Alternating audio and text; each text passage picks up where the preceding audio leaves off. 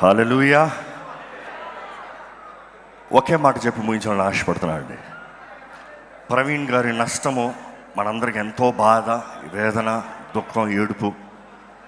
వారిని ఒక 2 సార్లు కలిసి ఉంటానేమో, కానీ వారిలో నేను చూసిన ఎంప్లిసిటీ, హ్యూమిలిటీ, హంబుల్నెస్. వారు ఈరోజు లేరు అన్న మాట వినినప్పుడు గత 2 రోజులుగా మా కుటుంబము, నాన్నగారు, మేమందరం ఎంతో కలవరపడ్డాము.